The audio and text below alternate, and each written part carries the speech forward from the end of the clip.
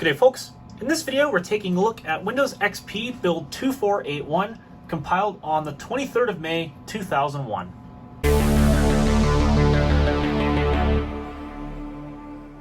Actually, before we get started with this video, I do want to point this helpful tip out for those who are going to be doing a series like this where you're doing a bunch of in-place upgrades. I will note that when you're trying to use the setup for 2481 from the setup.exe on the root of the ISO or CD that you have, you can't just click this install Windows XP thing, as it redirects you to this Windows help file. Now that's fine because it actually tells you what you need to run, and what it actually makes you run is this file called WinNT32. Now you'll have to run this from the i386 folder because it just, every time you try to click this install Windows XP link here, it just redirects you to this help file. So if you go to your i386 folder and you scroll most of the way down to the bottom, you'll find a program called WinNT32, and you want to double click on the one that's got the generic icon, and that will launch the setup process that you're needing to use. And with that having been shown, let's proceed with the setup. So already off the bat, you can see the setup process has pretty much been updated to look like the Finalized design. It's got the Finalized background, the Finalized Windows XP logo up here, the Finalized radio buttons, and even the Finalized icons and text. And this sidebar picture here no longer says Whistler. It just has the little setup box and CD glyph, which is how the final version of XP looked. And yeah, it pretty much just removes most of every little mention of Whistler at this time.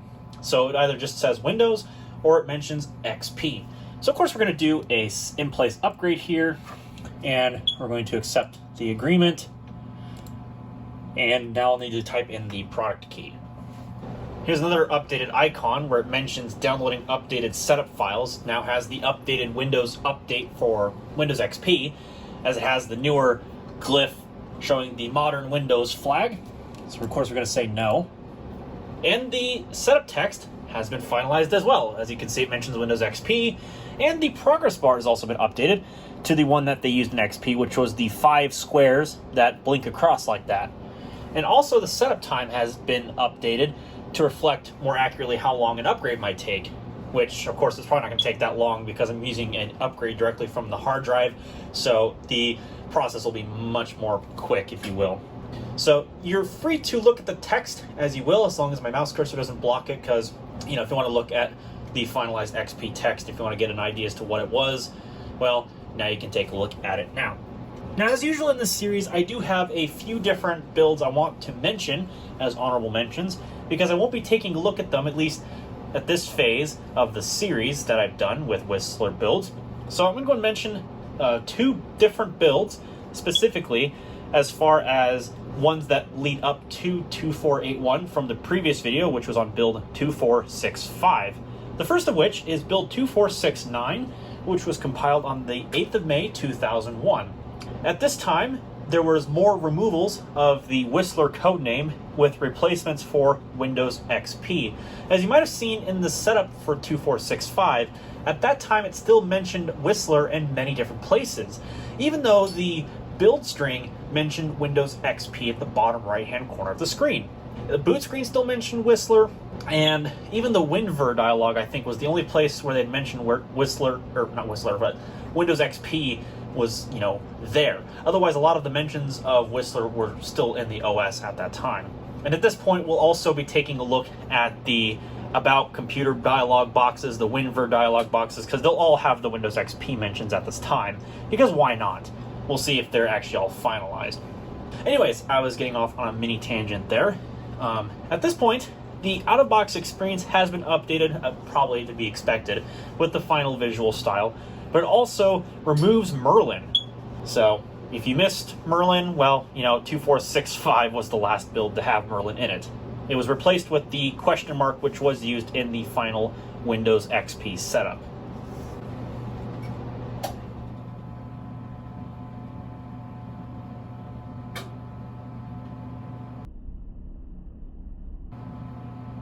As you can see, it still mentioned Whistler there on the welcome screen. All right, there we go. Now, before we go ahead and continue, I am going to change the date on the computer, it needs to be changed to the 23rd of May 2001 in the setup before it can proceed.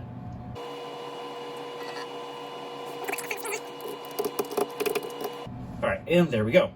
The last notable change with build 2469 was the tray icons were finally replaced with more icons that were used in Windows XP, if there were any left over from prior builds that used the older icons.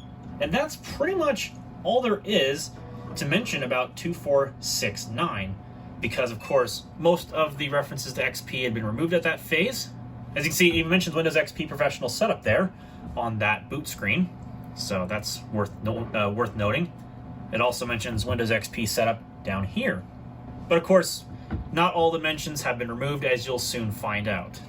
So the next build that's worth mentioning, and the second of the major builds I'm going to be talking about at this time, is build 2474, which was compiled on the 8th of May 2001, I believe, as well as 2469, but don't quote me on that.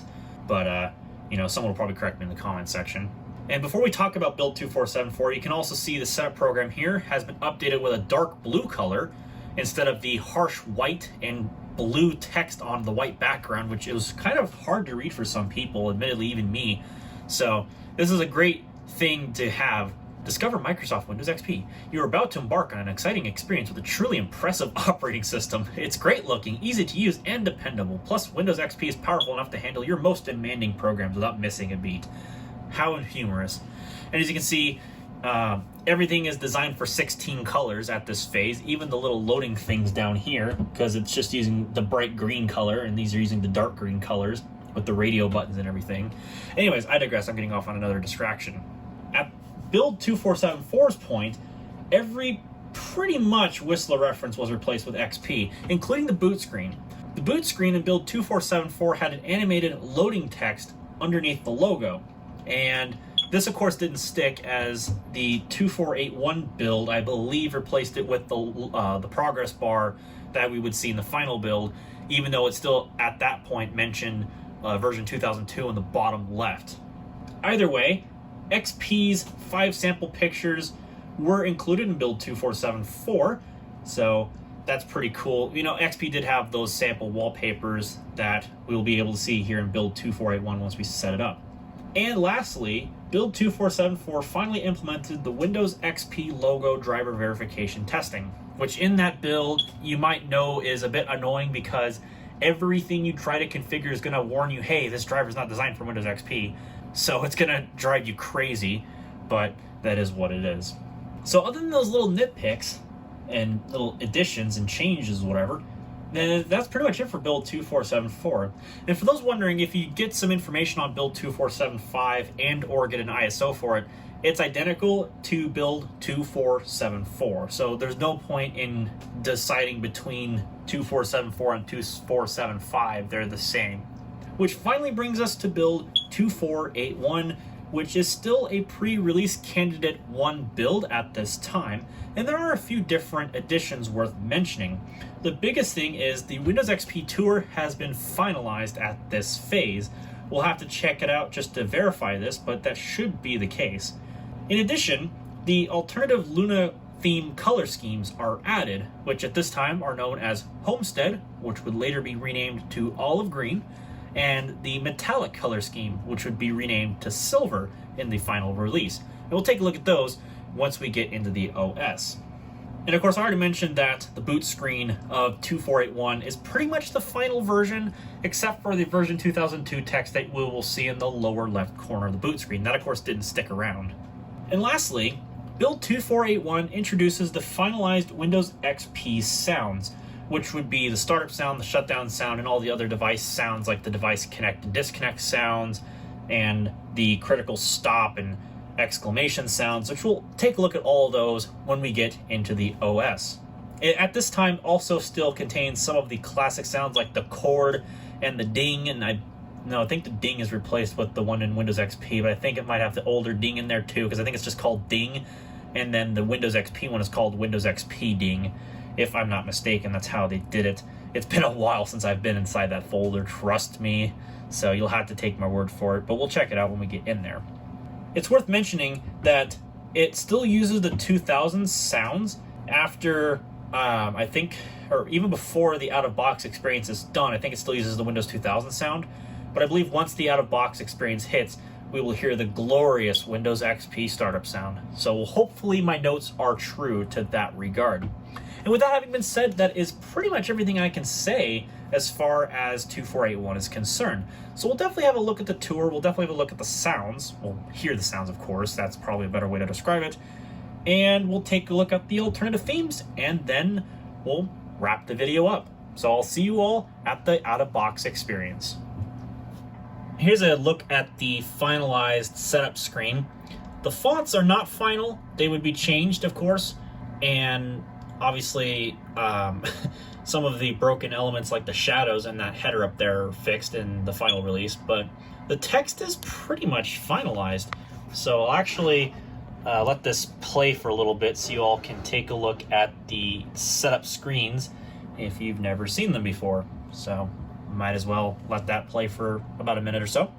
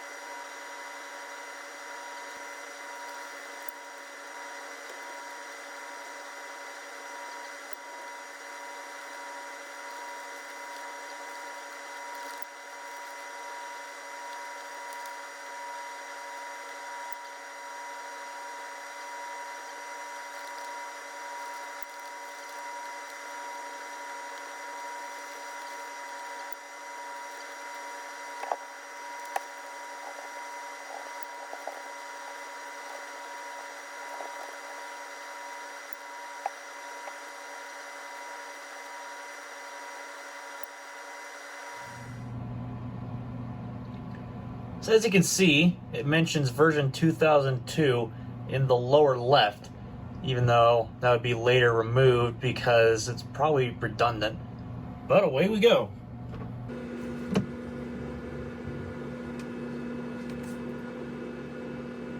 So as you can see, the Windows 2000 sound has been removed and the final Windows XP little jingle thing there plays.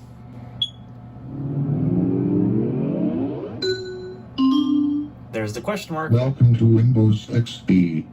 I'm here to help you set up your computer. I can explain things as you move along. Anytime you need help, just click me with the mouse or press the F1 key. I'll be right here if you need me. So the sounds are basically finalized. There is the traditional out-of-box experience music that Windows XP also had. And some other notes worth mentioning. The font that the question mark used was Comic Sans, which was later updated. I want to say in build 2485 they fixed it to a different font, but in 2481 it used Comic Sans. And also, the Microsoft SAM has been updated to different, more accurate language. It's not perfect by any means, but it's definitely better. Anyways, let's go ahead and proceed.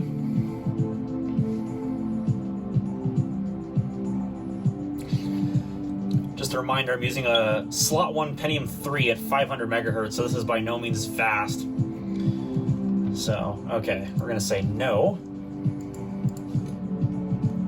And as you can see at this phase, it asks you, hey, who's going to use this computer? It doesn't like say yes or no. It just says, hey, it'll just make a separate user account for each user you put into these boxes, but they're all completely optional.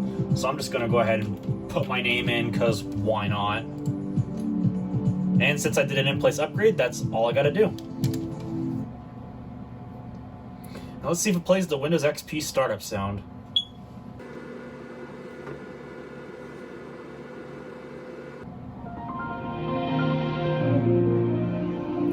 Surprisingly, no, it doesn't. I'm actually surprised. In my notes, it said it would have played the Windows XP startup sound after the out-of-box experience, but I guess not. Very interesting. But the sound file should, of course, still be in there. I wonder if it's because of the in-place upgrade, but no, it would set the XP sounds if it was the case, even if it was an in-place upgrade. I don't know. Either way, as you can see, the arrangement of the desktop icons is different as well. There's a Windows installer that came up. That's pretty interesting. So, as you can see, the recycle bin has been moved to the bottom right by default, which is how it was in Windows XP. And in addition, the run-in compatibility mode thing is still here. The file of bug report has been removed, likely because this is a pre-release candidate 1 build, not a beta 2 build anymore. And of course, README notes, I believe, should reflect. No, it still says beta 2 at this time, which is pretty interesting. I wonder if that's just been there from beta 2 or something. I don't know. I couldn't tell you for sure. Either way, what I do know is I do need to go back in here, turn back on the clear type, because it keeps turning it off annoyingly every time I upgrade builds, which is seriously annoying. But it's whatever. Okay, so let's go ahead and take a look at build 2481.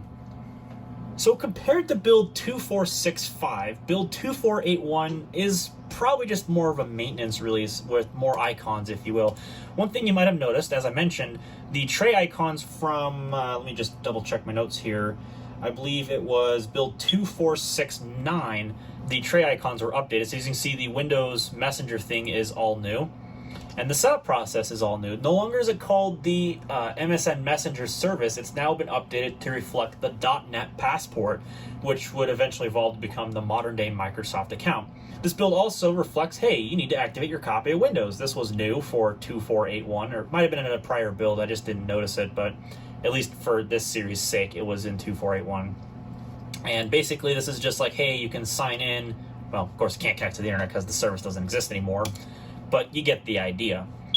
Let's also, while we're at it, we'll take a look at the activation page. We'll see if that's been updated, and indeed it has. It actually has. So it's now got the new Windows XP style of activation screen, which, of course, the fonts may have slightly changed in size, but otherwise I think that's pretty much finalized. Of course, there's no need to mention the theme because it's already been finalized, but the migration wizard has a new icon, even though pretty much the wizard has reflected the same setup. It also mentioned the old computer can be running any of these operating systems, which is just legacy Windows. And it mentions running the wizard on the Windows XP, on the older computer from the Windows XP CD, and you collect your files and blah, blah, blah, blah, blah. So that's always nice to see. And as you can see, the Windows catalog has been added. The Windows Update icon has been updated, of course. I mentioned that prior. And I think everything from here on out should be finalized Windows XP icons. Interesting that the games folder up here is blank. Probably because they moved it all the way over here. And then because I upgraded, that directory is blank. The CD player actually still exists, or at least the shortcut does. Yeah, it actually still is in here. Fascinating. Because, of course, XP didn't have that. It was just built into Windows Media Player. Anyways, let's see. I believe we can take a look at Remote Desktop. I think that was under Communications, I want to say. Yeah, Remote Desktop Connection. Of course, this is one of the features of Windows XP where it was mentioned in the tour, where you could use this to connect into a computer over the internet. And looks like it has the MSN Explorer mentioned here. So yeah, it's pretty much looking like the final release of XP. As you can see inside of here, the Windows Classic logo is replaced with the XP flag up there, and it is animated when you're browsing folders. This text also has been updated. It says, this folder contains files that keep your system working properly. Woohoo! But you can still just click that button and that goes through. So that's all nice and new. It doesn't have the goofy alphabetical sorting anymore, which is nice. And we can now take a look at the tour. So, why don't you say we do that now? Welcome to Windows XP from Microsoft, the new version of Windows that brings your PC to life.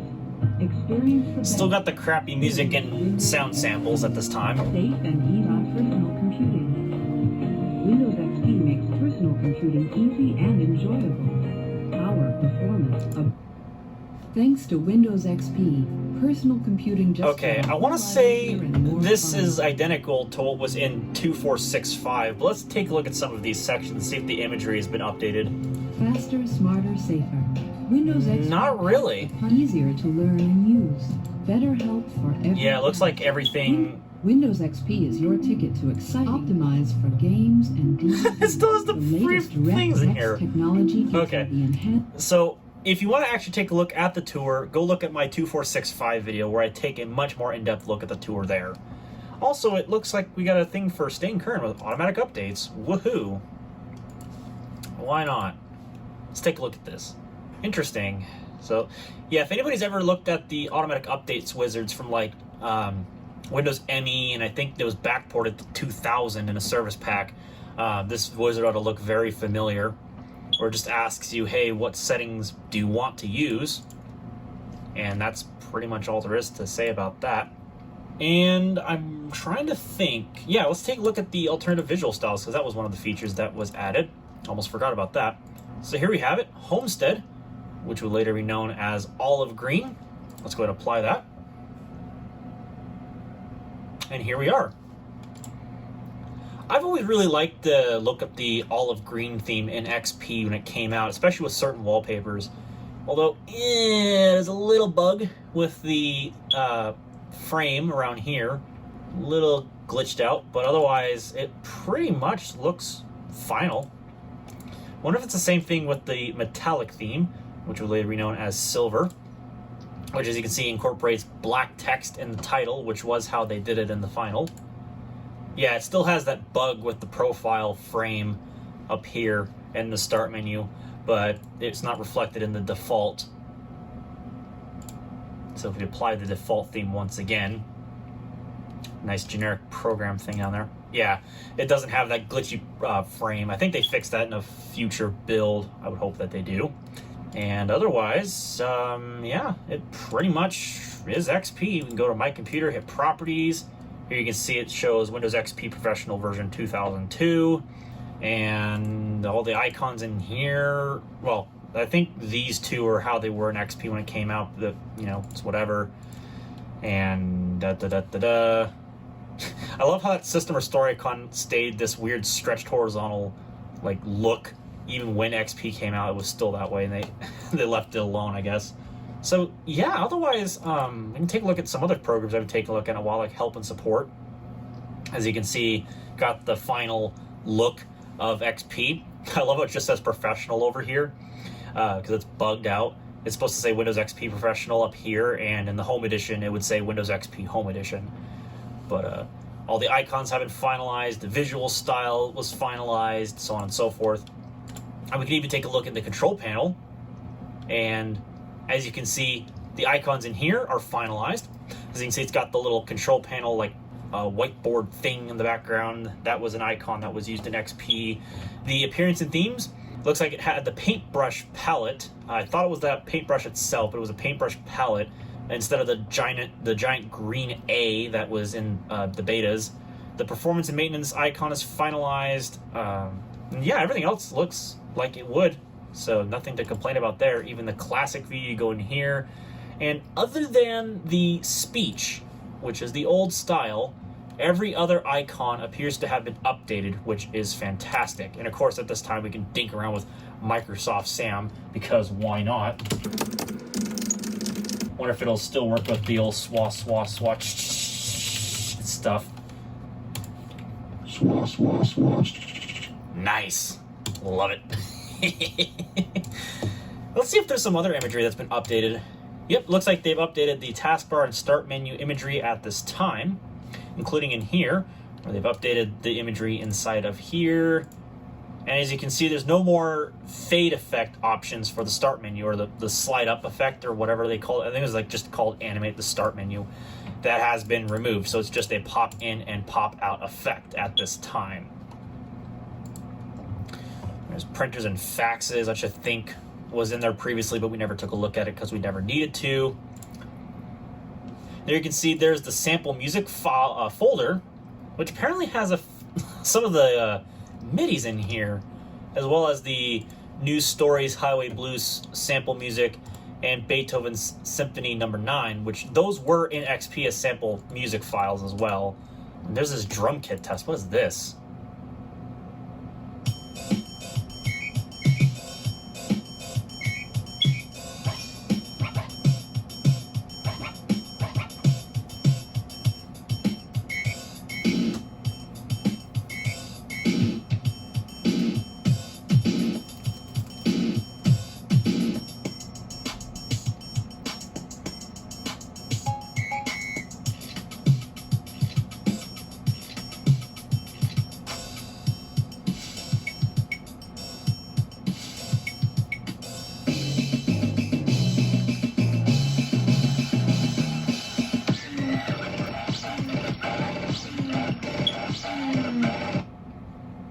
what the heck did I just listen to? Worth it, but what the heck did I just listen to? That was weird. Anyways, these other files in here are the ones that we saw in Windows ME. You know, one stop is one stop. It's the same MIDI file.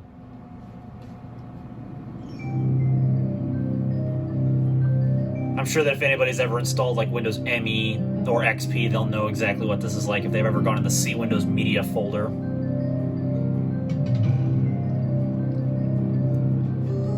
I swear this had hardware MIDI on it in the sound chip. I think that's something. As you can see, yeah, Yamaha DS1X native audio. Does this have hardware? Yes, it does have hardware MIDI. Why is it not using it by default? Goodness gracious, Windows. Want some good old-fashioned MIDI, come on. Yeah, boy. It doesn't sound the best, but it certainly sounds better than the software synthesis. More authentic, anyway.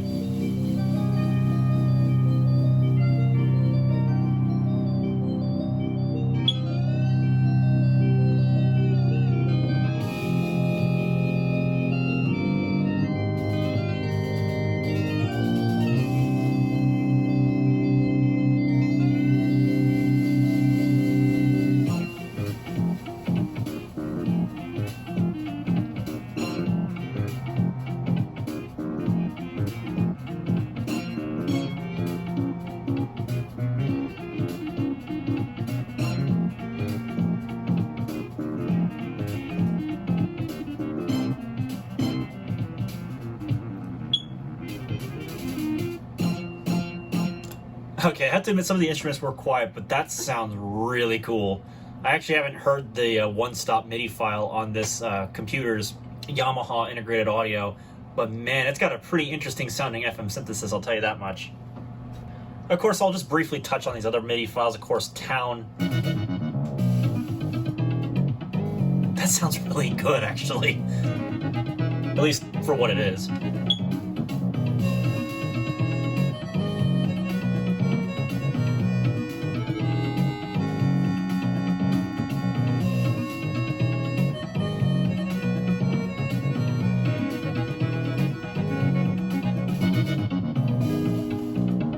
Anyways, that's enough about that. I love the sound of the FM synthesis now that I've turned it on. I wonder if that drum kit test would actually sound any different if it was actually a MIDI file. Is it actually a MIDI file? It is a MIDI file, okay. Anyways, there's a Flourish.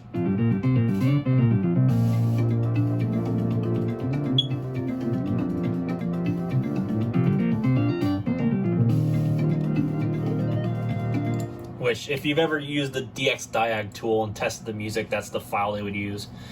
I just gotta listen to this drum kit test to see if it sounds any different.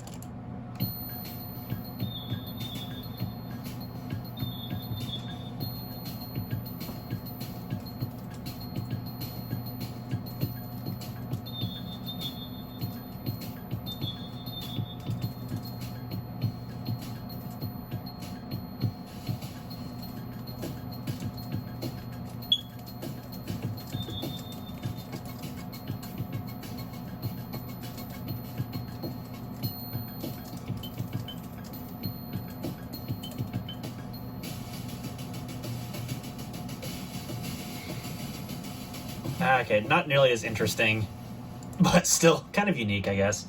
Anyways, so that pretty much sums up the MIDIs, and I think, yeah, the last thing we can take a look at is like the sample pictures.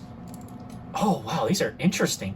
Of course, these didn't make it into the final. Well, I mean, Winter Forest definitely did, but Surfer sure didn't. Sail didn't. Mountain Vista didn't. And Crew definitely sure didn't.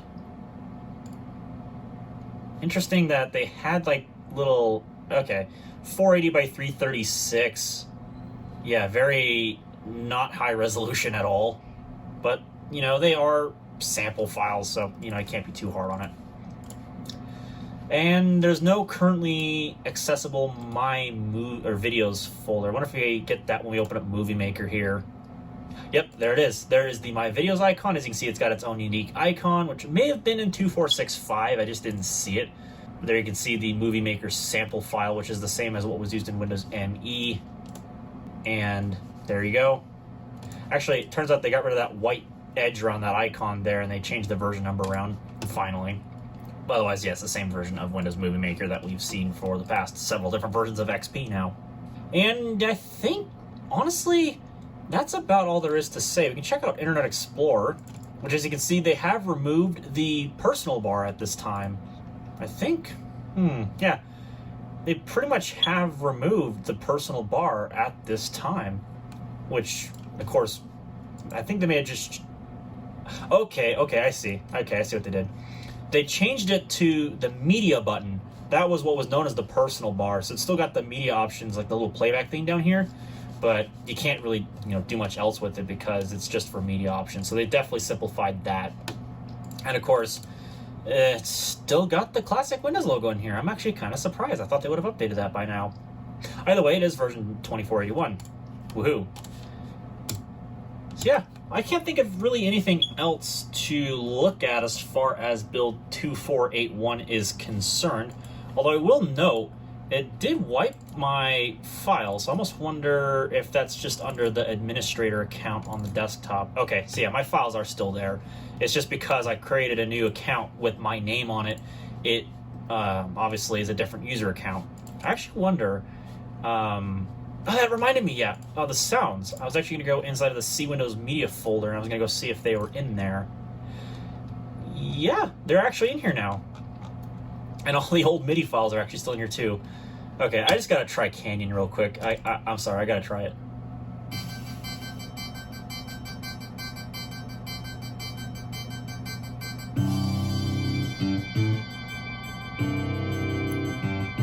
Okay, it's pretty much a little bit of what I expected, but anyway. So I think if we go under Sounds and Audio Devices, we go under Sounds.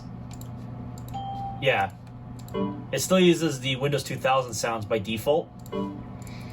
But if you set Windows default, it does set the XP sounds. Okay. So yeah, at this time, we can now check out all the sounds. So Windows XP error, and so on and so forth.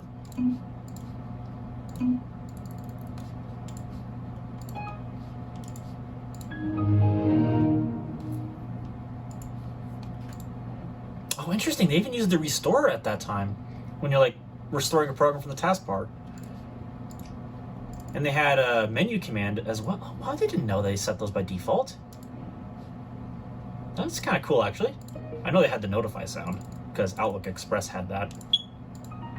And they actually set Windows XP Print Complete by default. That's actually kind of cool, too.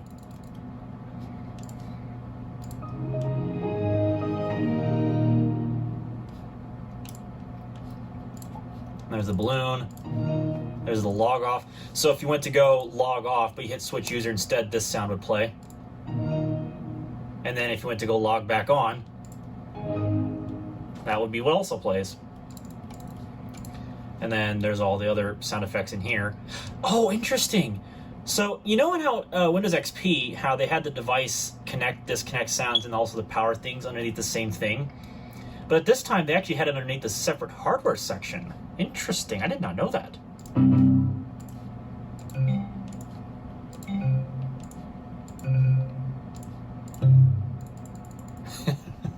Remember those sound effects. There's a lot of duplicates, but, you know. They use the old ta-da. Interesting. I'm surprised they still use the Windows 2000 sound effects for the scanner and camera wizard, of all things.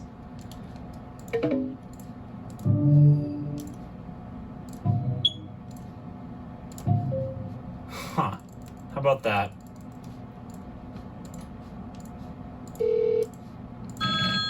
Of course, those are still in there.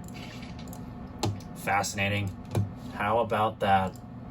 And of course, they still have the Utopia sound effects at this time too, so you know, everybody loves this wonderful sound effect. Good old Utopia.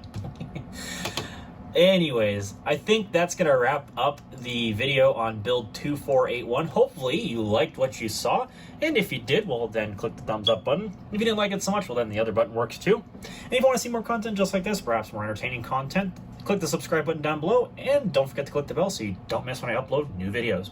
And with that having been said, thank you very much for watching, and I'll catch y'all in the next one.